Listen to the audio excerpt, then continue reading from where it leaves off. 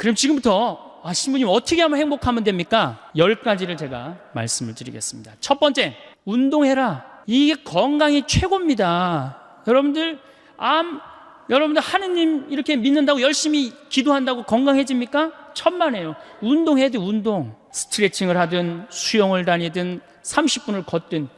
근데 내가 이 평창에 살고 있는데 시골 사람들보다 도시 사람들이 더 오래 살아요. 왜 더 오래 살까요? 운동해서. 여러분 운동하십시오. 혹시 여기 몸 아픈 분들 성당에 나가면 나을까? 물론 하느님이 은총 주면 낫죠. 그 전에 운동부터 하세요. 뼈 아픈 분들 수영장 다니세요. 몸 아픈 분들 여기저기 결린 분들 스트레칭 하십시오. 벤자민 플랭클린이라는 사람이 있어요. 미국의 독립의 그 선언문을 기초한 사람이에요. 이 사람이 유명한 말을 했습니다. 여러분 많이 들었어요. 재산을 잃으면 조금 잃은 거고, 명예를 잃으면 반 잃었고, 건강을 잃으면 다 잃었다. 다 잃는 거예요. 아프면은 다 소용없어요. 다 소용없어요. 그러니까 운동해라. 두 번째, 감사해라. 우리 천주교 교우들이 제일 못하는 것 중에 하나가 감사야. 감사. 얼마나 감사해. 하느님이 물도 공짜로 주셨죠. 공기도 공짜로 주셨죠. 햇볕도 공짜로 주셨죠. 이 은총 속에 살아가면서도 왜 우리 감사하지 못해요? 저는 매일 평창에서 수원에 있는 어머니 아버지를 향해서 절합니다. 나 빚 없이 구김살 없이 키워주셔서 감사합니다. 또 여러분들 제 목소리 좋죠? 얼굴은 씹다 뱉은 수제비 같이 생겼어도 목소리 하나는 참 좋게 낳아주셨어요. 그래서 목소리 좋게 낳아주신 것에 대해서 항상 감사해요. 내가 가지고 있는 좋은 거를 늘 발견하려고 해야지 내가 가지지 않은 거를 바라면 불행합니다. 동탄에 땅 사둘 걸 내가 왜 그걸 못 사뒀을까? 집에 갖고 매일 하면은 그 땅이 생깁니까? 안 생깁니다. 내가 가지지 못한 건 여러분들 욕심을 내면 안 돼요. 항상 내가 가지고 있는 것에 대해서 감사해야 돼요. 여러분들 아이가 첫 걸음 걸었을 때 행복했어요? 안 행복했어요? 그것만 기억하라는 거예요. 지금 흰 눈동자 95%, 까만 눈동자 5% 뜨고 확 막 댐비고 소리 지르는 거 그걸 생각하지 말고.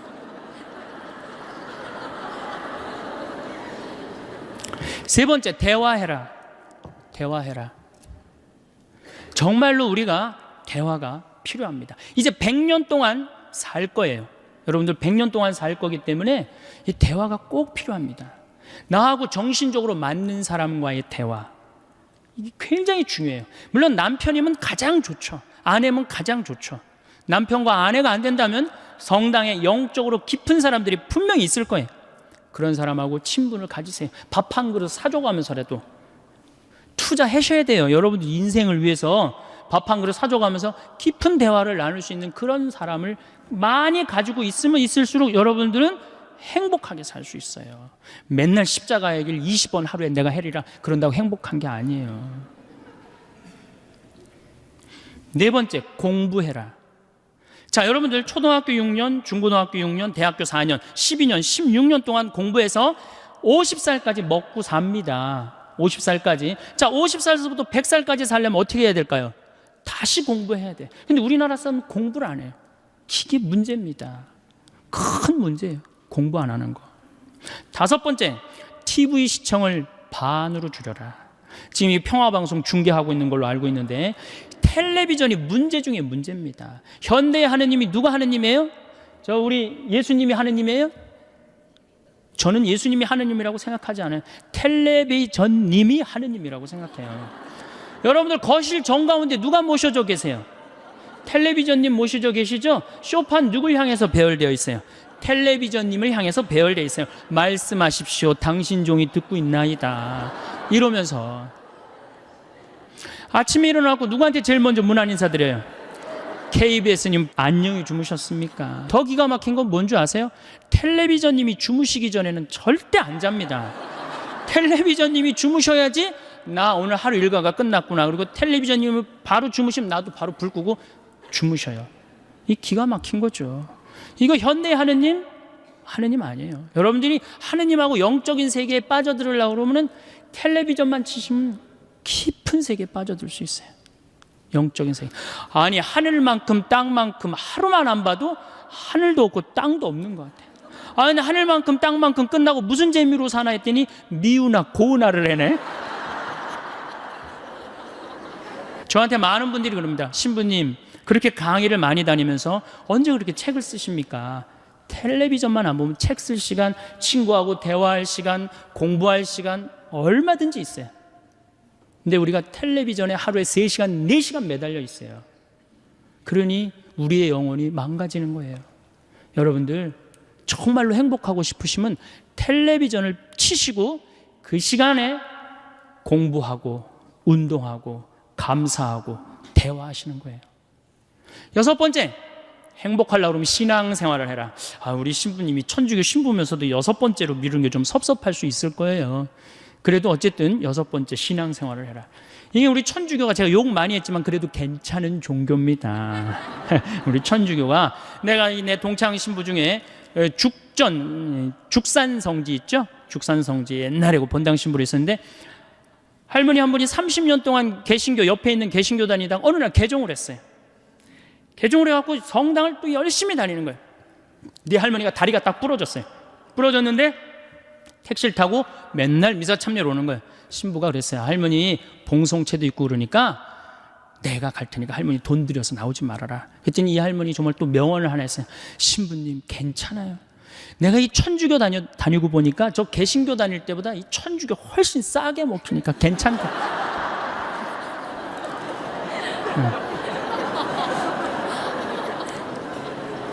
여러분들, 우리가 하느님께 의지하고 살아갈 때 마음의 평화를 누립니다. 여러분들이 세상 것에 자꾸 의지하면요 완전히 망가집니다. 여러분들 미국 서브프라임 일어났죠? 우리나라도 제가 보기에는 결코 안전한 지대가 아니에요. 여러분들 내 땅값 1억 2억 됐다고 마음이 붕붕붕붕 떠 있는데 붕붕붕붕 뜨면 떨어지게 돼 있어요. 우리가 거는 기대는 하느님이어야지 세상적인 거는 결코 긴 영원한 행복을 주지 못한다. 그래서 여러분들 열심히 하느님 믿으세요. 하느님 찬양하고 하느님께 감사드리고. 7번째, 행복하려면 웃어라. 우리 참 안 웃어요. 참 안 웃어요. 우리나라 사람들 참 안 웃어요. 제가 이렇게 도시에, 저는 뭐 이 시골에 살지만 이렇게 도시에 이렇게 나와서 가끔 엘리베이터를 탈 때가 있어요. 그럼 이렇게 여자들은 좀 웃으면 그렇지만 남자들은 이렇게 눈이 마주치면 반드시 제가 이렇게 웃어줍니다. 그럼 저쪽에서도 웃어주면 정말 좋겠는데 저쪽에서는 눈빛이 내가 저놈을 어디서 봤더라. 그러니까 내가 이게 빵긋 웃어준 내가 더 이상한 거예요. 빵긋 웃어준 내가 더 이상한 거예요. 그러니까 여러분들 사진 찍으라고 그러면은 웃는 사람 몇 명 있어요. 절대 안 웃죠. 안 웃어 버릇했으니까. 이게 마취를 하고 수술한 사람이랑 간지러움을 태우고 수술한 사람을 깨어날 때 누가 덜 아프다 그래요? 간지러움을 태우고 수술한 사람이 훨씬 덜 아프다. 웃는 건 우리 삶의 큰 활력입니다. 민주주의하고 공산주의하고 결정적으로 갈린 이유가 뭐예요? 민주주의가 승리하고 공산주의가 망한 결정적인 이유는 뭐예요? 저는 민주주의는 웃어서 일어난 거고 공산주의는 안 웃어서 망했다고 저는 생각해요. 여러분들 공산주의를 이렇게 비춰줄 때 웃는 거 본 적 있으세요? 거의 없어요. 개그 프로그램이 없어요. 웃을 때 경쟁력이 생기는 거예요. 여러분들 주위에 참 잘 웃는 사람, 그 사람 경쟁력이 있어요. 생전 안 웃는 사람 경쟁력 있을 것 같아요? 절대 없습니다.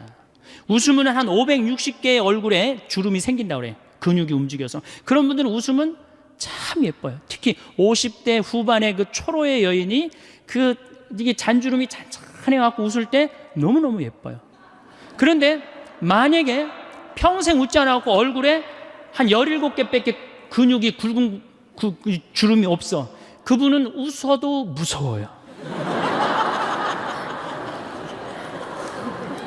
여러분들 많이 웃으십시오. 웃는 거야말로 우리가 행복으로 갈 수 있는 지름길이에요. 그러니까 웃을 일을 많이 만들으세요.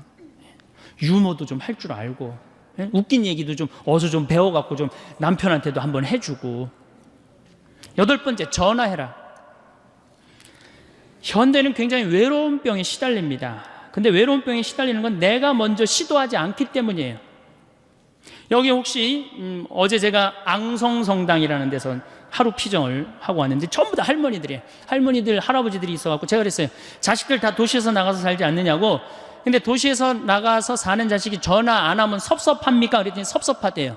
섭섭할 시간 있으면 먼저 전화해라. 여러분들 자식들이 전화 안 한다고 섭섭할 시간 있으면 먼저 하시면 되잖아요. 나는 수원교구 신부인데 평창에 들어서 살고 있어요. 그런데 나한테 전화 안 한다고 내가 외로워, 괴롭다 뭐 이럴 시간 있으면 먼저 전화하면 돼. 내 동창 중에 우리 수원교구 복음화 국장을 하고 있는 신부인데 로마에 유학을 갔어요. 6년 동안 한 달에 3번씩 꼬박꼬박 나한테 전화해요. 생태마을에 농사는 잘 되냐, 교육은 잘 들어오느냐, 넌 잘 있느냐. 한 달에 꼬박꼬박 쓰고 난 6년에 딱 한 번 전화했어요. 레오나르도 다빈치 공항에 내가 8월 30일 날 가니까 나와라. 딱 한 번. 그런데 그 신부를 싫어하는 신부가 없어요. 다 누구한테나 전화를 하니까. 그놈이 6년 동안 로마에서 나한테 전화해 주는데 얼마나 좋아요. 흠이 있다면 꼭 수신자 부담으로 하는 게 이 흠이기는 하지만.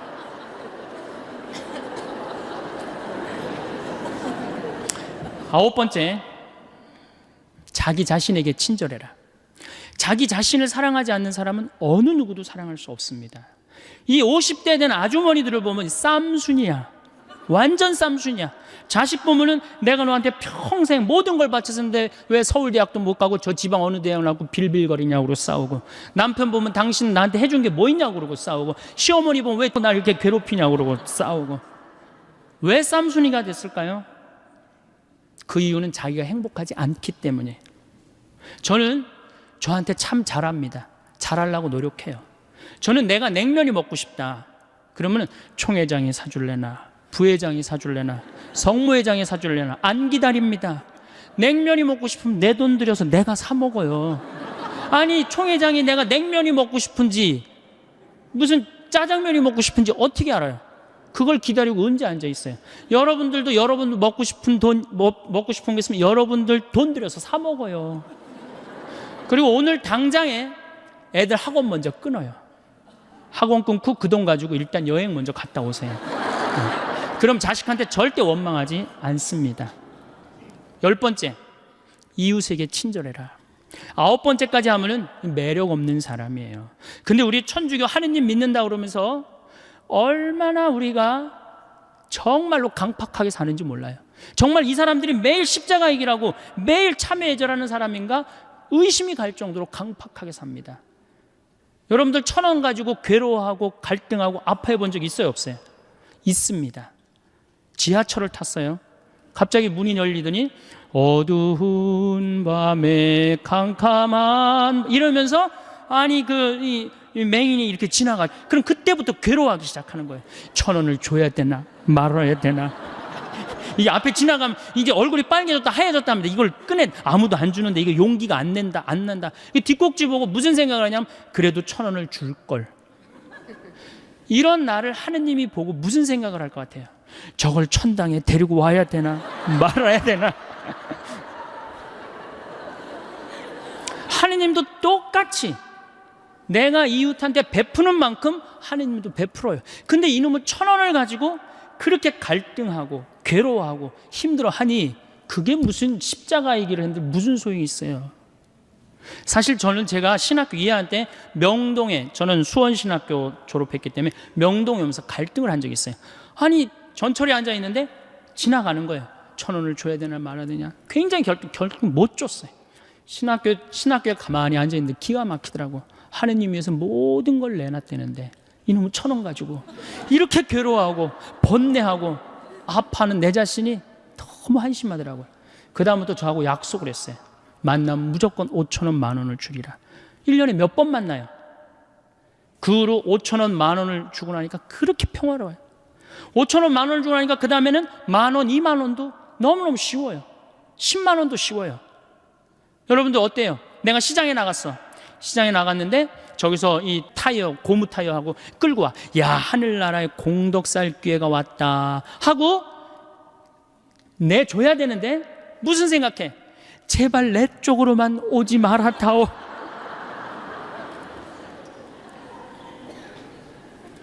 그런 내가 정말로 행복한 사람이겠어요?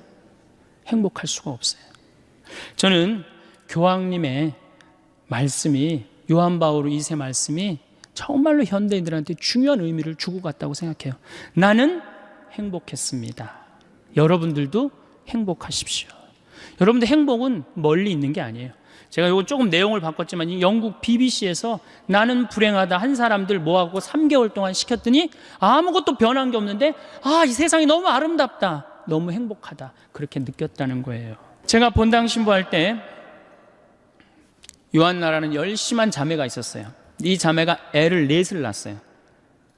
누가 봐도 이 자매가 정말로 효녀예요, 효녀.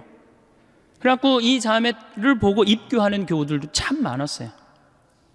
근데 이 자매가 나한테 와서 신세 한탄할 때 보면 신부님, 시집살이 하기 너무 힘들대요.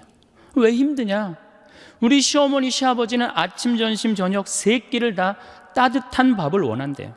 세 끼를 다. 그러니 8명 밥을 아침, 점심, 저녁으로 한다고 생각해 보세요. 얼마나 힘들어요. 그래서 내가 우리 할아버지 할머니들을 모시고 온천을 간 적이 있어요. 온천을 이제 가서 제가 우리 요셉 할아버지가 그때 73살이었어요. 73살이요. 할아버지, 왜 집에서 밥을 3끼를 꼭 다 드셔야 되느냐? 한 끼는 좀 노인정 가서 드셔라. 가서 좀 고수톱도 치고 친구들하고 놀고 그래야지. 며느리가 무슨 징역 사는 것도 아니고 하루 종일 집에 매달려서 시어머니, 시아버지 뒷바라지라는 거 너무 힘들지 않느냐? 며느리도 아침 식사 이렇게 설거지 끝내고 학부형도 만나고 다니고 싶은데 좀 다니게 하면 얼마나 좋으냐? 그랬더니 이 할아버지가 저한테 화를 내는 거예요. 신부님, 저는 노인정 가기 싫다는 거예요. 아니, 왜 노인이 노인정 가기 싫으냐? 그랬더니 이 할아버지 저한테 명언을 했어요. 형들이 심부름을 시켜서 가기 싫대요. 제가 조사를 해보니까 75살 이하를 뭐라고 부르느냐면 청노인이라고 그래요. 청년 노인이다 이거예요. 75살은 청년이에요, 청년. 이게 계산상 안 맞아, 계산상. 자식을 20년 키웠으면 20년만 받아 먹어야 될 거 아니야. 근데 요즘 20년 키우고 50년 받아 먹어, 50년. 그러니 자식들도 지치는 거예요, 지치는 거예요. 여러분들 생각해 보세요. 집에 내가 30살까지 키워놨는데 40이 돼도 장가 안 가고 빈둥빈둥 거리는 놈이 있으면 미워요, 안 미워요? 밉죠? 반대로 한번 생각해 보세요. 아니, 우리 엄마가 8, 90이 됐는데 뒷방에서 빈둥빈둥 거리면 자식은 믿겠어요, 안 믿겠어요? 이게 여러분들만 이게 문제가 아니라 우리 신부들이 문제입니다. 우리 신부들도 안 죽어요. 제가 신부 될 때 수원교계 은퇴사제가 딱 한 분이 계셨어요. 근데 지금 19분이에요. 이분들이 우리 은퇴금을 다 썼어요. 지금 우리 은퇴사제들 제가 보기에는 한 80으로 늘려야 되지 않을까. 이탈리아는 실질적으로 이런 일이 있습니다. 93살 먹은 본당 신부님이 은퇴를 안 하는 거예요. 왜냐하면 신부는 은퇴하면은 찾아오는 사람이 누가 있어요? 1년만 찾아오고 그 다음 다 아무도 안 찾아옵니다. 그러니까 이 신부님이 하여튼 정신이 오락가락하면서도 은퇴를 안 하는 거예요. 얼마나 정신이 오락가락하느냐? 이 장례 때 이게 장례인지 혼배인지 헷갈리는 거예요. 네. 그러니까 장례 때 혼배 강론하고 혼배 때 장례 강론하고 주교님이 머리가 아픈 거예요. 그래서 주교님이 하루는 이 신부님을 찾아가서 신부님, 은퇴를 그렇게 하라고 그러셔도 은퇴도 안 하고 그러니까 내가 보좌 신부 하나 보내줄 테니까 웬만한 건 보좌한테 맡기고 신부님은 좀 주일 미사만 그렇게 하시라고. 신부님이 보좌를 준다니까 너무너무 좋잖아. 이태리는 한 신부님이 3성당을 맡고 그러거든요. 너무너무 좋으니까 이제 보좌를 기다렸는데 보좌가 딱 왔는데 70살짜리를 보낸 거야. 아니, 정말로 문제죠. 자, 왜 제가 늙는다는 것은 70이 되고 80이 돼도 돌아가시지 않는 건 큰 축복입니다. 큰 축복임에도 불구하고 우리나라에는 축복이 아닙니다. 이렇게 오래 살 줄 모르고 있는 돈 없는 돈 누구한테 다 줘버렸어요? 자식한테 다 줘버렸어요. 나이를 먹으면 3가지가 문제예요. 첫 번째 몸이 아프고, 두 번째 친구가 없고, 세 번째 돈이 없어요. 60년 70년 쓰면은 눈도 잘 안 보이고 귀도 잘 안 들리고 허리도 아프고 자꾸 짜증이 나죠. 여기저기 아프니까 짜증이 나고 신경질을 자꾸 부리게 됩니다. 여러분도 한번 생각해 보세요. 70, 80이 됐으면 머리도 하얗고 얼굴도 쭈글쭈글한데 웃어도 현찬을 판국에 거기다 신경질 부리고 짜증 부리면 어느 며느리가 좋아하겠어요? 기가 막히잖아요. 젊은 사람들은 나이 먹은 분들의 고통을 모릅니다. 뭐 때문에 힘들어하는지. 나이를 먹으면 제일 먼저 어디에 문제가 와요? 이에 문제가 옵니다. 어금니가 빠져요. 치과에를 이렇게 가보면 의사가 하는 말이, 할머니 틀니로 하려면 300만 원, 걸으려면 500만 원, 임플란트로 하려면 3천만 원입니다. 그 돈 있어요 없어요? 이렇게 오래 살 줄 모르고 있는 돈 없는 돈 자식들한테 다 줘버렸는데. 그러니까 이제 설, 얼마 전에 설이 지났잖아요. 설 한 달 전에 아들한테 전화를 합니다. 얘야, 내가 요즘 이가 아파갖고 소화도 안 되고 골도 아프고 잠도 안 온다. 그럼 이 아들이 딱 알아들어야 되는데, 여기 지금 40대 되신 분들, 여러분들 어머니 아버지 이 어금니 몇 개 빠진 거 아는 분들 계세요? 없습니다. 그러니까 이 아들이 뭐라고 그러냐, 어머니 소금으로 양치하세요. 그래, 소금으로. 헬 이빨이 있어야지 해든지 말든지 해야지. 아들은 모르는 거, 어머니 어금니가 있는지 없는지. 그래갖고 이제 2주 전에 이제 아들이 어머니 이 없으신 거 아니에요? 제가 해드릴게. 이러면 참 마음이 편안하겠는데, 소금으로 해려니 이제 속이 끓는 거죠. 한 번 또 전화를 합니다. 내가 요즘 이가 더 아파갖고 소화도 안 되고 정말로 잠도 안 온다. 어머니 왜 내 말을 이렇게 안 들으세요? 소금으로 하라니까. 그래갖고 설날을 갖고 용돈을 주고 가는데 딱 10만 원을 딱 주고 가면은 이게 이제 우라통이 터지는 거예요. 어디 가서 얘기하긴 창피하고 자식 욕먹이는 것 같고 자기 자존심 상하고. 누굴 찾아오냐면 본당 신부를 찾아옵니다. 신부님, 내 말 좀 들어보세요. 그러면 이 할머니들이 내 말 좀 들어보라고 그러면은 아들이 이 안 해준 얘기만 하면 제가 다 알아들어요. 근데 이제 70, 80 된 할머니들이 내 말 좀 들어보라고 그러면 꼭 어디서부터 시작하냐면 대동아 전쟁부터 이제 시작을 해요. 거기부터 이제 시작을 해야지 이제 마음이 풀리는 거예요. 신부님, 내가 대동아 전쟁에 시집을 와갖고 노숙갈 뺏긴 얘기, 공출 당한 얘기, 뭐 시집살이 한 얘기, 뭐. 그래갖고 신부님이 이제 해방이 됐어요. 해방. 이빨 얘기 나오려면 아직 멀었어. 이제 해방된 거예요. 해방. 네. 그래갖고 좀 살만했더니 글쎄 6.25가 터지지 않았어요. 1.45 때 고생한 얘기. 그리고 이제 53년부터 62년까지 찢어지게 가난한 얘기를 합니다. 할머니, 찢어지게 가난한 게 뭐예요? 신부님, 말도 마십시오. 전쟁 끝나고 먹을 거 아무것도 없는데 9월에 이제 추수를 하면 먹을 게 2월에 떨어진다는 거예요. 보리는 5월에 피는데 이 식구는 한둘도 아니고 이게 다 먹고 살아야 되는데 먹을 게 어디 있어? 그러니까 풀뿌리 캐서 먹고 산 나물 캐서 먹고, 이제 그것도 이제 모자라면은, 배가 고프 모자라면 제일 요깃거리가 소나무 껍질이래. 안에 속껍질. 그걸 이렇게 껍질을 벗겨갖고 말리면은 이제 물기가 말라지면 그거를 갈아갖고 국에다 넣어서 먹는데요. 그럼 그렇게 배가 부르대요. 근데 이 소나무 껍질이 야채랑 과일의 섬유질하고는 질적으로 틀립니다. 이거는 들어가면은 수분이 쫙쫙 빠져갖고 딱딱하게 굳는 거예요. 그래갖고 대장에 가면 돌덩어리가 되는 거예요. 소나무 껍질이. 그러니까 이게 딱딱한 돌덩어리를 빼내니 찢어지는 거죠. 찢어지게 가난하게 고생한 얘기.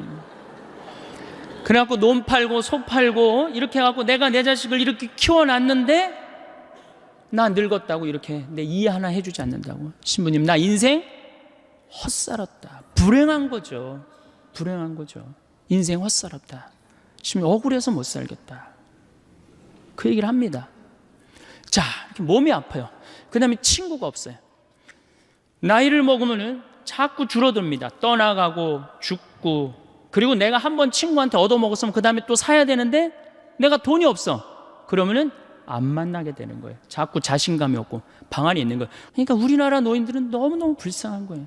외롭고. 거기다 이제 속까지 좁은 거죠. 왜? 누가 친구야? 뒷방에 벽이 내 친구야. 인생 복귀하는 거 매일 앉아서 대동아 전쟁부터 쫙. 그러니 한숨 한 번 쉬고 벽 한 번 쳐다보고 한숨 한 번 쉬고. 그러니까 속 좁죠. 짜증 부리죠. 신경질 부리죠. 얼굴 쭈글쭈글하죠. 머리 하얗죠. 이런 시어머니 90까지 모시고 산 며느리 있으면은 장례미사 끝나자마자 본당 신부가 할 일이 있습니다. 교황청에 연락해서 그 며느리 바로 시성식 해줘야 돼. 대단한 며느리입니다. 대단한 며느리. 끝으로 돈이 없어요. 이게 제일 문제입니다. 나이를 먹어갖고 돈이 있으면은 어떻게 해요? 절대 괄시 안 받습니다. 근데 돈이 없으니까 한 60, 70까지는 효심으로 하지만 80, 90 넘어가면 효심으로 못 합니다. 그땐 사랑으로 해야 되는데 우리는 사랑도 없어요. 사랑도.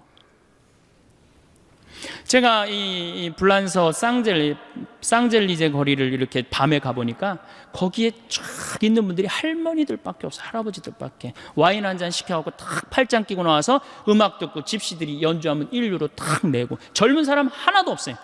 젊은 사람. 작년에는 제가 재작년이네, 오스트리아 비엔나를 갔다 왔어요.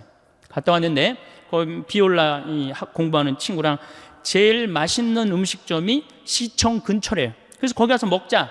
17명이 밥을 먹는데 15분이 할머니, 할아버지.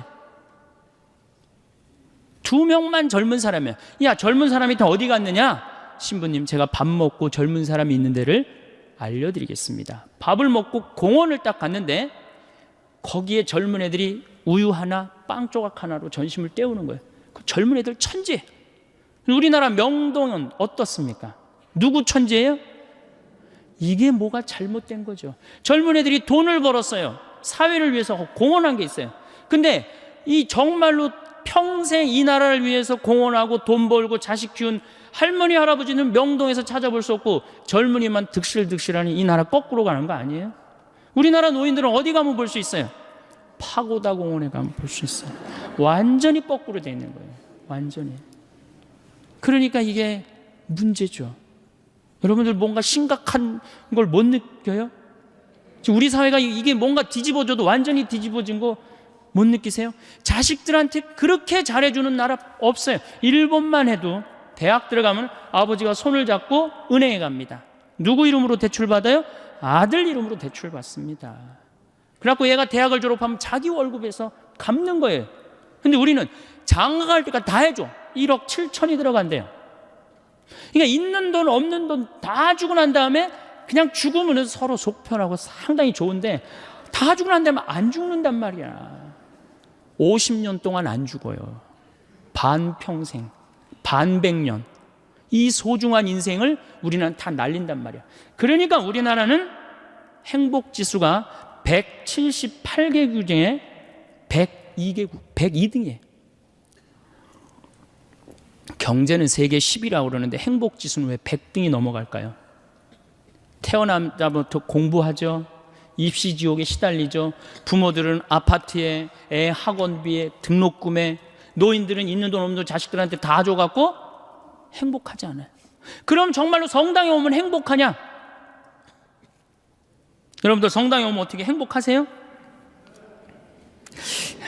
제가 항상 이렇게 강의를 다닐 때 보면은 이 이상한 대답이 나와요. 이 지금과 같은 대답이. 저는 그렇게 생각하지 않아요. 천주교 컨셉은 우울이에요. 천주교 컨셉은 행복이 아니에요. 천주교 컨셉은 우울입니다. 개신교는 찬양, 기쁨, 감사, 영광, 알렐루야, 아멘이에요. 우리 천주교는 참회의 절, 양심 성찰, 봄 판공, 가을 판공, 십자가의 길, 요즘 지내는 사순식이야. 이 컨셉은 우울입니다. 우울. 우리는 우울해야 돼. 우울해야 돼. 우리는 기쁘면 안 돼요. 성당 나오면 기쁠 게 뭐 있어요? 우선 여러분들을 부르는 용어 자체가 참 여러분들 보면 전 참 신앙의 신비를 많이 느껴요. 용어 자체가 뭐냐? 신자야. 이거 뜻을 풀이하면 믿을 신의 놈자자예요. 그럼 신자 여러분 그러면 뭐라고 그러는 거예요? 믿는 놈들 여러분 이러는 거예요. 그래도 좋고 행복하다고. 이렇게 성당에 꽉 찬 거 보면 성령의 역사가 아니면 불가능하죠. 개신교는 뭐라고 부릅니까? 성도라고 그래요. 거룩한 무리 여러분, 믿는 놈들 여러분, 거룩한 무리 여러분. 틀리지 않아요? 예? 뭔가 여러분들 제가 21세기는 서비스의 시대, 웰빙의 시대라고 하는데 서비스가 되지 않는 공동체는 망하게 돼 있어요. 그런데 이게 믿는 놈들 여러분 그러고 있으니 개신교는 성도 여러분 이라고 있는데 불교는 불자라고 그래요. 불자, 부처님의 아들. 그래서 불자님이 가능한 거예요. 절에는 불자님 그러죠? 부처님의 아드님. 여러분들 신자님 이런 소리 들어본 적 있어요? 들어본 적 없죠? 그러니까 이 불자님들은 이런 극 서비스를 받으니까 시주를 하면 얼마를 하느냐? 한 번 하면 10만 원에서 100만 원 합니다. 거룩한 무리들은 한 번 하면 10,000원에서 10만 원 합니다. 믿는 놈들은 1,000원만 하면 되는 거야. 그러니까 천주교 교우들 헌금 안 낸다고 욕할 필요 하나도 없다는 거예요. 정말로 우리 교회가 교우들을 정말로 감동을 시켜주고 서비스를 해준다면은 전 교우들 헌금 많이 된다고 믿습니다. 네. 그래서 이 로리 베리 존슨이라고 최고 경영자 CEO라는 책을 쓴 개신교 미국의 그 컨설팅 회사 사장이 있어요. 그분이 예수님이 서비스의 CEO라는 거예요. 섬김의 CEO. 예수님이 이 세상에 오셔서 뭐라 그랬어요? 나는 섬김을 받으러 온 것이 아니라 섬기러 왔다. 마태복음 20장에 나오는 얘기예요. 또 마태복음 23장에 너희 중에 높은 자리에 앉고 싶으면 어떻게 해라? 낮은 자리에 가서 섬겨라. 이게 예수님이 마지막 날 그것도 모자라서 최후의 만찬 때 내 뜻을 이 친구들이 모르면 어떻게 할까? 마지막으로 보여주신 행동이 제자들의 발을 씻겨주는 거예요. 종이 돼서 섬긴 거예요. 내가 너희들을 섬겼듯이 너희들도 서로 어떻게 해라? 섬겨라. 그런데 우리는 섬기는 모습을 어디 가도 볼 수가 없어요. 우리 교회는 명령하고 통치하고 다스리는 면이 훨씬 큽니다. 섬기는 것보다는. 저는 얼마 전에 개신교 목사님들 헌금 무슨 세금 안 낸다고 막 큰 교회들 막 두들겨 저기 막 언론에서 그랬죠? 막 두들겼죠? 그런데도 거기에 3만 명, 5만 명 왜 맨날 올까요? 와서 행복하기 때문에. 내가 목사님이 그러는 거 상관없어요. 내가 와서 너무너무 행복해. 너무너무 기뻐. 그들은 일주일 내내 스트레스를 받아도 교회 가면 그 스트레스를 다 풀어. 근데 우린 일주일 내내 스트레스 받아도 성당 가도 또 스트레스 받는 경우가 많다 이거예요. 신부님 강론이 참, 뭐 저도 신부지만은 좀 그렇죠? 네. 우리 여기 대부분이 지금 여성들인데 시아버니 호랑새요, 시어머니 꾸중새요, 동생 하나 한림새요, 한량새요, 신우 하나 뾰족새요, 시아집이 뾰중새요, 남편 하나 미련새요, 자식 하나 우는새요, 나 하나만 썩을 셀새. 이 며느리들이 이렇게 스트레스를 받고 살아요. 귀 먹어서 3년이요, 눈 어두워서 3년이요, 말 못해서 3년이요. 석삼년을 살다 보니 배꼽 같던 내 얼굴 호박꽃 다 되었네. 3단 같던 내 머리 비사리 춤이 다 되었네. 비단 같던 내 고운 손결 오리발이 다 되었네. 이게 우리 며느리들의 아픔이고 고통이에요. 그래갖고 그냥 스트레스를 받아갖고 주일날 하루 이렇게 와서 좀 앉아서 위로를 받고 박수도 치고 좀 이게 좀 이렇게 좀 하려고 그러는데 우린 시작할 때부터 어떻게 해요? 미사 시작할 때부터 내 탓이요. 미치는 거죠. 이게 안 미치겠어요, 여러분들? 그러니까 이 성가 소리를 들어보면요, 정말 기가 막혀요. 이게 우울의, 우리 천주교 우울의 이 표상이 이 성가인데 그 중에 최고의 성가가 주여 임하소서예요. 얼마나 정말로 우울하게 부르는지 몰라요. 주여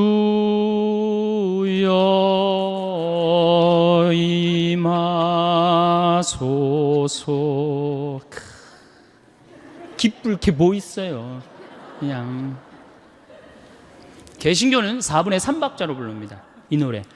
주여 임하소서 내 마음에 아무게 헤매는 한 마리 양을 이렇게 부르잖아요. 근데 우리는 이거를 청승을 떨면서 불러요.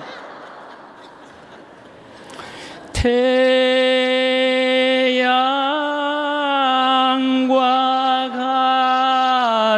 같으신 사랑 이거 뭐 여기에 무슨 뭐 찬양이 있고 경배가 있고 영광이 있어요.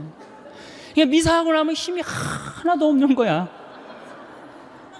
일주일 내내 스트레스 받고 성당에 와서도 완전히 그냥 뭉개지고 가는 거예요. 그러니까 제 말은 천주교의 기본 컨셉은 우울이다 이거예요.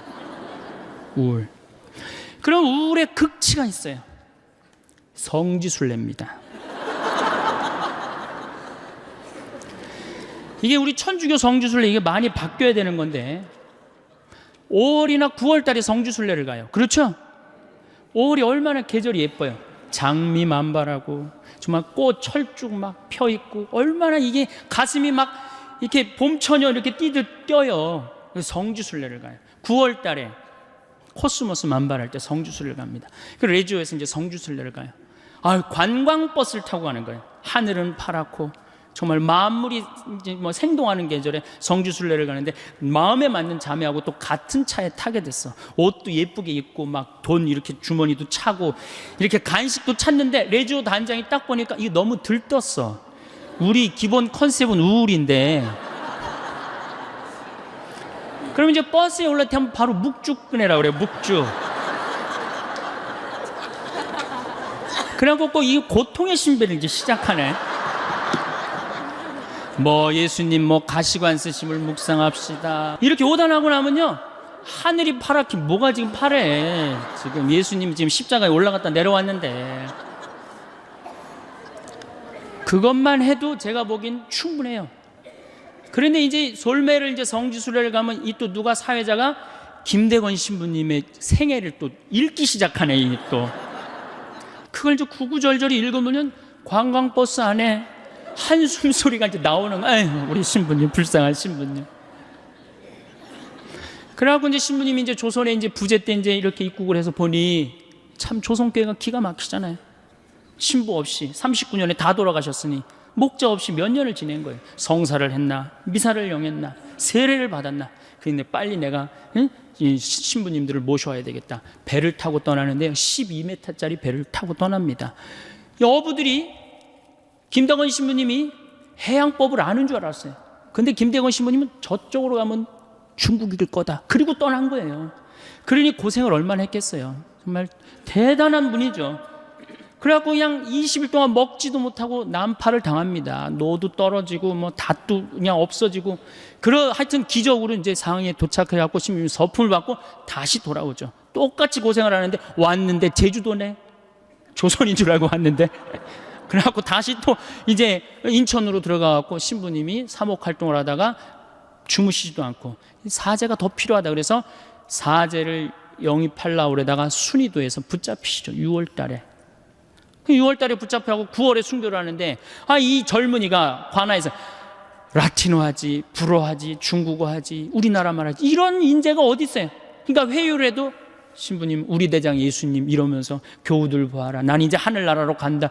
이렇게 굳건한 신앙을 가졌으니 정말로 고생을 하죠. 그런데 여러분들은 뭐 하는 거냐? 이렇게 훌륭한 신앙 성도를 모시고 사는데 주일 미사를 제대로 나오냐, 선교를 제대로 하냐. 그럼 교우들은 또 고개 팍 숙이고 우울 컨셉으로 나가는 거죠. 자, 장하다 순교자 합시다. 장하다 장성, 그러니까 장례차가 가는 거야. 관광버스가 아니라. 그러다 어느 사이에 이제 그렇게 하다 보면 성지에 도착을 합니다. 그럼 시키지 않아도 십자가의 길 알아서 해요. 이제 십자가의 길 끝나고 밥을 먹는데 이 사회자, 이 단장이 보기엔 좀 미안하다면 1년에 한 번 나오는 건데 술을 먹이기 시작해요. 한 잔씩 먹으라고. 갈 때는 거룩한데 올 때는 이상한 모습이 나옵니다. 갈 땐 분명히 장하다로 갔는데 올 땐 차차차로 오는 거예요. 이게 우리 한국 천주교의 모습이에요. 한국 천주교의 모습. 개신교는 처음부터 거룩하게 가서 끝까지 거룩하게 옵니다. 중간에 뭐 노래하고 박수치고 춤추고 없어요. 왜? 이미 교회에서 다 했기 때문에 이건 성지순례로 끝나는 거예요. 우리는 한 번도 한 적이 없어. 이제 1년에 유일하게 한 번 스트레스 풀 수 있는 시간은 돌아오는 길이야. 그 시간은 광란의 시간이 돼야지 스트레스를 푸는 거예요. 미치는 거죠. 통제가 안 돼요. 그 시간에는. 막 화장실 갈 때도 춤추고, 자 이렇게 성지순례 다닐 때마다 저 사람이 저런 끼가 있는 줄은 꿈에도 몰랐다. 그런 사람이 참 많아요. 1년 내내 고개 숙이고 다니니까 얌전한 줄만 알았지. 제가 하여튼 그 초년도에 어느 본당에 보좌신부를 했었어요. 보좌신부를 했는데 굉장히 13,000명 본당이었어요. 7개 꿀이야. 이제 그 성지순례, 여성 꾸리아가 성지순례를 하는데 관광버스가 10세대가 가는 거예요. 10세대가. 근데 이제 보좌신부랑 가고 싶은 거예요. 꼬시는 거예요. 신부님, 우리랑 성지순례 가요. 난 싫습니다. 그때만 해도 대단했거든요. 요즘은 좀 덜하지만. 왜 가기 싫습니까? 아니, 갈 땐 거룩한데 올 땐 너무 정신이 없어서 난 싫다. 걱정하지 말고 그런 일이 있어도 우리가 막아주겠다. 네, 알겠습니다. 갔어요. 갈 땐 정말 거룩하게 가더라고요. 근데 올 때는요, 이게 장난이 아니에요. 이 아파트촌에 있었던 성당인데 젊은 엄마들인데, 아니 내리자마자부터 술을 박스로 먹더니 올라서서 취해갖고 그 복도 사이에 나와갖고 막 관광버스 춤을 추는 거예요. 막 오르니까 젊은 보좌신부랑 춤을 추고 싶은 거예요. 끌고 나가려고 그러는데 단장님들이 막았어요. 좀 맨 앞자리에 앉았고. 결국은 끌려 나갔어요. 저는 춤출 줄 모릅니다. 신부님 걱정하지 마세요. 우리가 다 알아서 할 테니까. 어떻게 알아서 해요? 내 손을 붙잡더니 막 추는 거예요. 한 5분 정도 이제 자매님들하고 춤을 춰갖고 이제 들어오려고 그랬더니 어딜 들어가니 오늘은 안 된다. 내 이 양복 뒷덜면 힘이 왜 이렇게 좋아? 그러니까 갈 때는 자매님들인데 올 때는 아줌마로 변합니다. 아줌마로. 그래갖고 좀 앞에서 막 춤을 추면 저 뒤에서 뭐라고 그러냐? 야, 니네만 신부님 데리고 놀지 말고 뒤로 좀 보내. 앞에서 뒤까지 그냥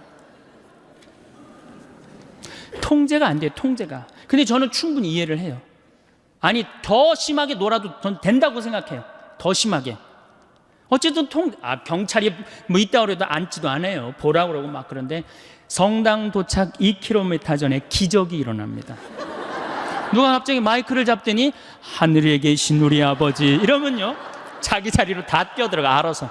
난 하늘에 계신 우리 아버지가 그렇게 전능한지 그때 알아봐요.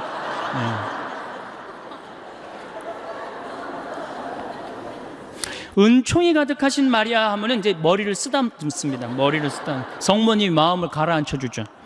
영광이 하면요 다시 우울 컨셉으로 돌아갑니다. 아니, 누가 하느님을 믿으면서 그렇게 우울하라고 그랬어요?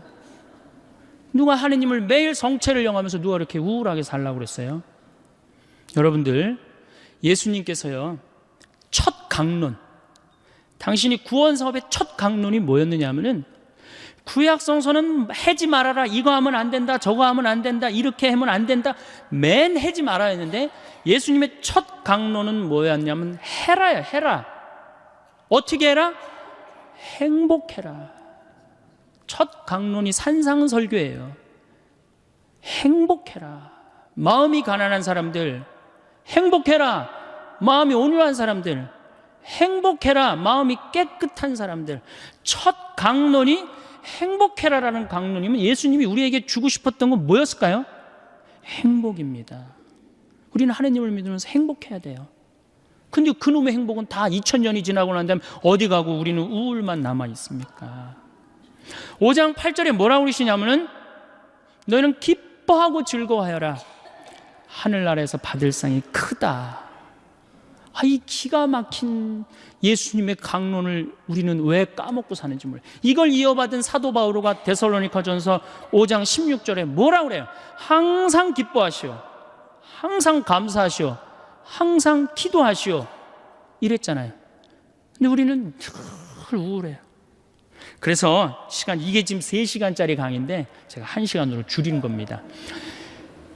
제가 어디 강의를 갔는데 강의가 끝나고 난 다음에 어느 중학교 선생님이 저를 찾아왔어요.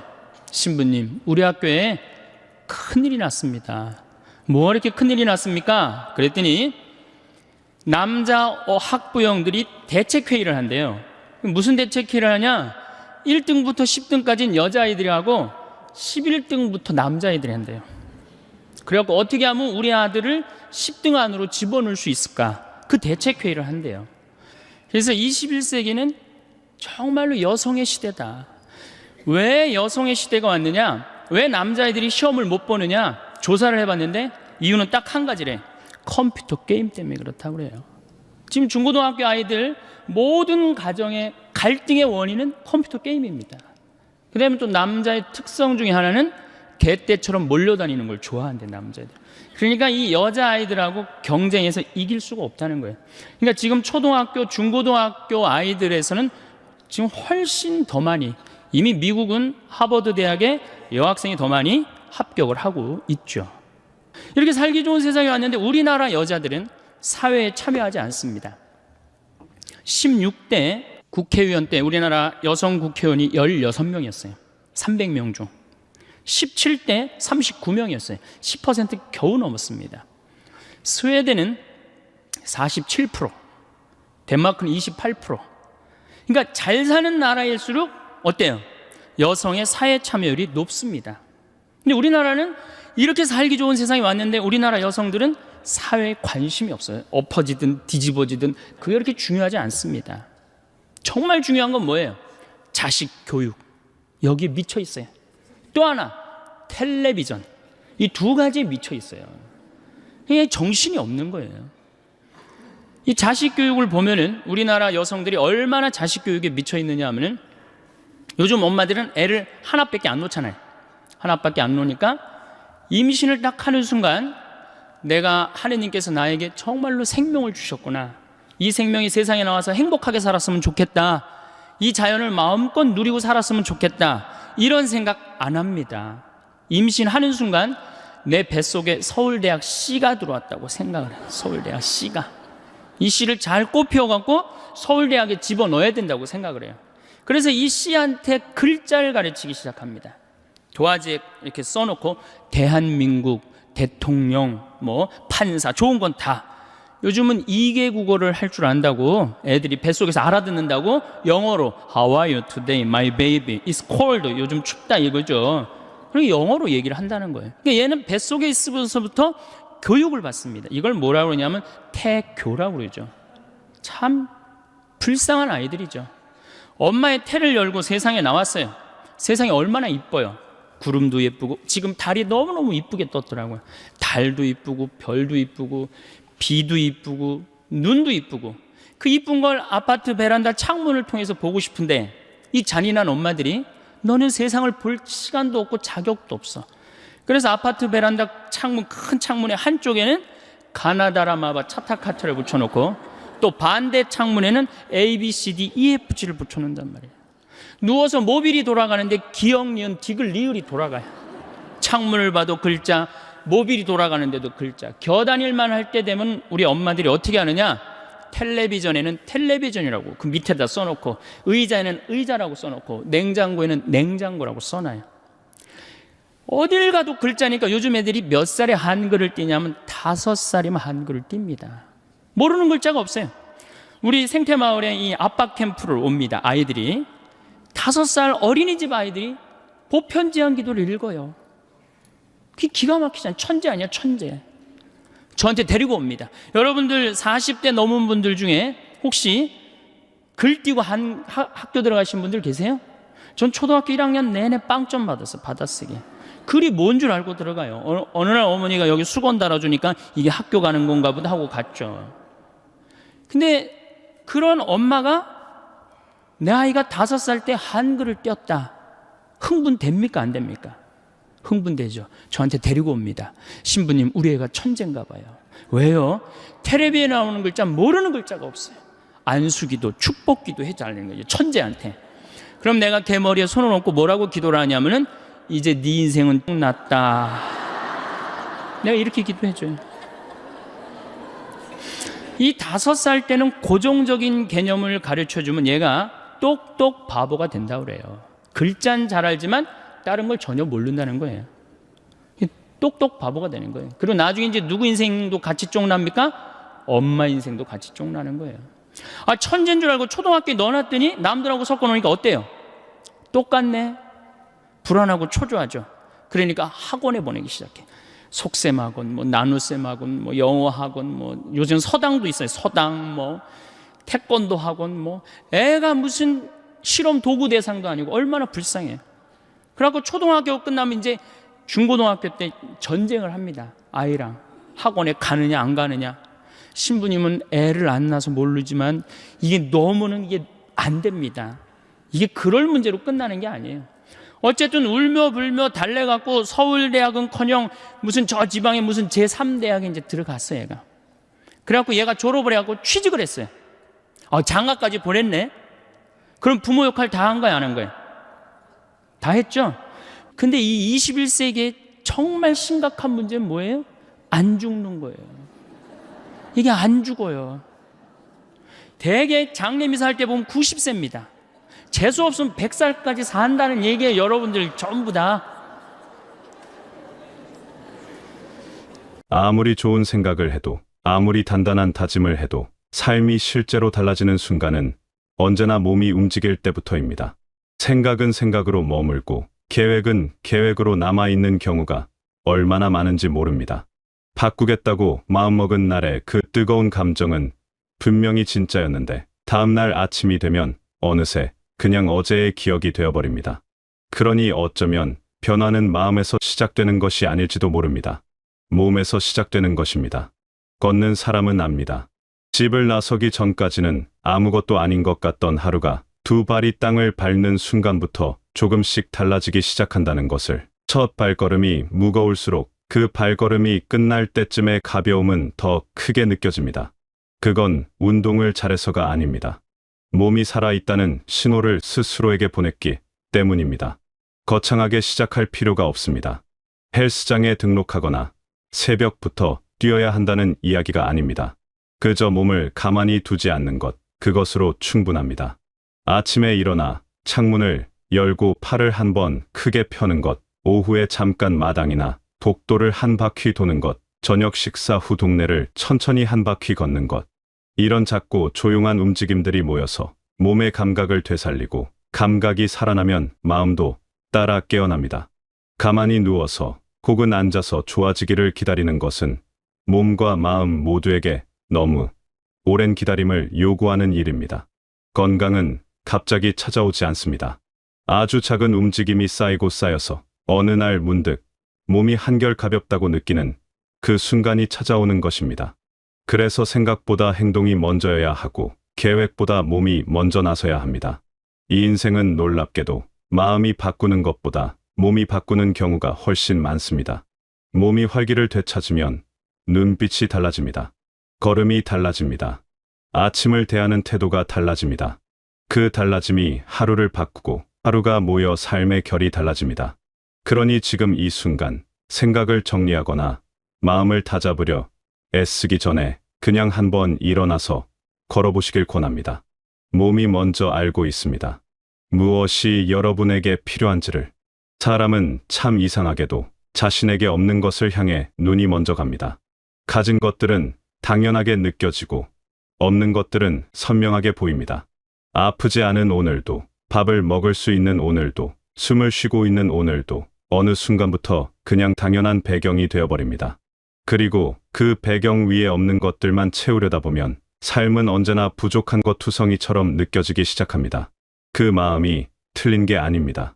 더 나아지고 싶다는 마음, 더 좋아지고 싶다는 마음은 인간이 살아있다는 증거이기도 합니다. 하지만 그 마음이 지나쳐서 지금 이 순간을 끊임없이 불충분하게 만들어버린다면 그건 스스로를 너무 혹독하게 대하는 것입니다. 이미 이렇게나 많은 것을 안고 있으면서도 그걸 보지 못하게 되는 것입니다. 따뜻한 방 안에서 이 글을 읽고 있다는 것, 눈이 이 글자를 따라가고 있다는 것, 오늘 먹은 밥의 온기가 아직 몸 어딘가에 남아있다는 것, 이것들이 얼마나 많은 것인지 우리는 잘 생각하지 않습니다. 생각해본 적이 없어서가 아니라 너무 익숙해져서 보이지 않게 된 것입니다.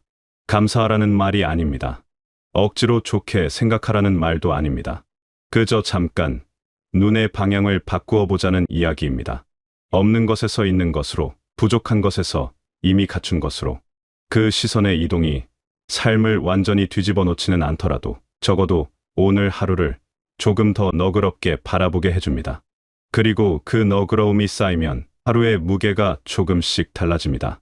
행복이란 어딘가에서 가져오는 것이 아닙니다. 이미 여기 있는 것들을 다시 보는 순간 발견되는 것입니다. 그 발견이 거창할 필요도 없습니다.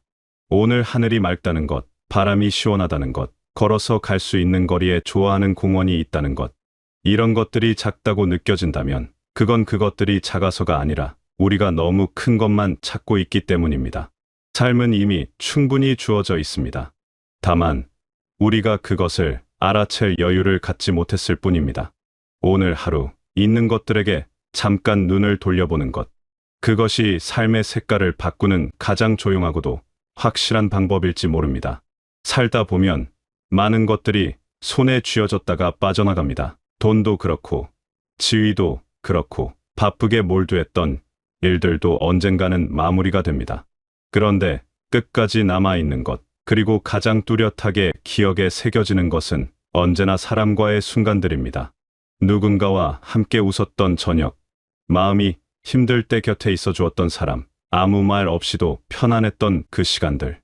관계라는 것이 어느 순간부터 번거롭게 느껴지기도 합니다. 연락하는 것도 에너지가 필요하고 만남을 이어가는 것도 자꾸 뒤로 미뤄지게 됩니다. 바쁘다는 이유, 거리가 멀다는 이유, 특별한 이유가 없으면 연락하기 어색하다는 이유로 소중한 사람들과의 거리가 조금씩 벌어지기도 합니다. 그런데 그 거리가 벌어질수록 마음이 텅 빈 것 같은 느낌이 드는 것도 사실입니다. 혼자 있는 것이 편하다고 생각했는데 어느 날 문득 정말로 아무도 없는 것 같은 느낌이 든다면 그건 혼자가 좋아서가 아니라 연결이 끊어졌기 때문입니다. 깊은 대화 한 번이 얕은 만남 10번보다 훨씬 많은 것을 남깁니다. 그저 안부를 묻는 인사가 아니라 서로의 속마음을 조금이라도 나눌 수 있는 대화. 나는 요즘 이런 것들이 마음에 걸린다. 나는 이런 것들이 기쁘다. 나는 이런 것이 무섭다. 이런 이야기들을 나눌 수 있는 사람이 한 명이라도 있다면 그 사람의 삶은 그렇지 않은 삶과 전혀 다른 밀도를 갖게 됩니다. 관계에 시간과 마음을 쓰는 것이 낭비처럼 느껴질 수 있습니다. 멀리 있는 사람을 만나러 가는 것, 바쁜 사람에게 먼저 연락하는 것, 때로는 교통비와 시간을 들여서라도 얼굴을 보러 가는 것. 하지만 그 투자가 돌아오는 방식은 늘 예상보다 훨씬 크고 따뜻합니다. 사람과의 연결이 주는 것은 돈으로 환산할 수 없습니다. 말이 통하는 사람 한 명의 가치를 생각해 봅니다. 다 설명하지 않아도 이해받는 느낌, 있는 그대로의 나를 받아들여주는 존재, 오랜만에 만나도 어색하지 않은 관계, 그런 사람 하나가 있다는 것이 얼마나 큰 행운인지 막상 그 사람이 멀어지고 나면 더 선명하게 느껴집니다. 그래서 지금 곁에 있는 사람들을, 아직 연결이 이어지고 있는 사람들을 조금 더 소중히 여기는 것이 필요합니다. 잘 지내냐는 한마디가 누군가에게는 그날 하루를 버티게 하는 힘이 되기도 합니다. 이 인생의 깊이는 얼마나 많은 것을 이루었는가 보다 누구와 얼마나 깊게 연결되었는가에 달려 있습니다. 외로움은 갑자기 찾아오지 않습니다. 조금씩, 아주 조금씩 기다리는 사이에 쌓입니다. 누군가 먼저 연락해 주길 기다리고, 누군가 먼저 다가와 주길 바라고, 누군가 먼저 말을 걸어 주길 기다리는 동안 시간은 조용히 흐릅니다. 그리고 어느 날 문득 주변이 너무 조용하다는 것을 느끼게 됩니다. 관계는 기다리는 쪽이 만드는 것이 아닙니다. 먼저 움직이는 쪽이 만드는 것입니다. 오래 연락이 없었던 사람에게 먼저 안부를 묻는 것, 오랜만에 생각난 얼굴에게 짧게라도 소식을 전하는 것, 별 이유 없이 보고 싶다고 말하는 것. 이런 작은 먼저가 관계를 다시 살아나게 합니다. 먼저 다가가는 것이 왠지 어색하게 느껴질 수 있습니다. 오랜 시간이 지났는데 갑자기 연락하면 이상하게 생각하지 않을까, 얘가 너무 나서는 것은 아닐까 하는 마음이 들기도 합니다. 하지만 대부분의 경우 먼저 연락을 받은 사람은 반갑습니다. 그 사람도 비슷하게 생각하고 있었을 확률이 높습니다. 그러니 용기 내어 먼저 손을 내미는 것이 두 사람 모두에게 좋은 일이 됩니다. 그리고 웃음에 대해서도 이야기하고 싶습니다. 웃음은 타고나는 것이 아닙니다. 성격이 밝은 사람만 많이 웃는 것도 아닙니다. 웃음은 선택입니다. 어떤 상황에서 어떤 표정을 짓느냐는 그 사람이 삶을 어떻게 대하는가의 표현이기도 합니다. 가볍게 웃는 얼굴 하나가 분위기를 바꿉니다. 무겁게 내려앉아 있던 공기가 걷히고 그 자리에 있는 사람들이 조금씩 마음을 엽니다. 그것이 자비적인 미소일 필요도 없습니다. 그저 굳어있던 표정을 조금 풀고 눈빛에 온기를 담는 것. 그것만으로도 충분합니다. 삶은 주어지는 것이기도 하지만 만들어가는 것이기도 합니다. 어떤 상황이 닥쳐도 그저 받아들이며 반응하는 것이 아니라 내가 어떤 태도로 그 상황 안에 있을 것인지를 선택하는 것. 그 선택이 하루의 색깔을 만들고 하루가 쌓여 삶의 방향이 됩니다. 먼저 다가가고 더 많이 웃고 표정과 태도로 주변의 따뜻함을 건네는 것. 이것은 남을 위한 것이기도 하지만 결국은 자신을 위한 것이기도 합니다. 내가 만들어내는 분위기 안에서 내가 가장 오래 있기 때문입니다. 삶은 반응하는 사람보다 만들어가는 사람에게 더 많은 것을 돌려줍니다. 기다리는 사람보다 먼저 손을 내미는 사람에게 더 많은 연결이 찾아옵니다. 그리고 그 연결들이 쌓여서 결국 인생이라는 것이 만들어집니다. 오늘 하루가 충분히 의미 있었으면 합니다. 거창한 일이 없었어도, 눈에 띄는 변화가 없었어도 그냥 살아 있었던 오늘이 이미 충분히 가치 있는 하루입니다. 몸을 조금 움직이고 이미 가진 것들을 잠깐이라도 알아채고 소중한 사람에게 먼저 마음을 건네고 밝은 표정으로 하루를 대했다면 그것으로 오늘은 잘 살아낸 날입니다. 더 잘 살아야 한다는 압박보다 지금 이대로도 충분하다는 따뜻한 인정이 필요할 때가 있습니다. 여러분은 이미 충분히 많은 것을 살아왔고 충분히 많은 것을 버텨왔습니다. 그 위에 오늘 하루를 조심스럽게 얹어가는 것. 그것이 우리가 살아가는 방식이고 그 방식이 결코 초라하지 않다는 것을 기억해 주셨으면 합니다. 앞으로의 날들이 몸은 가볍고 마음은 따뜻하고 곁에는 말이 통하는 사람이 있는 나날들이 되시길 바라겠습니다.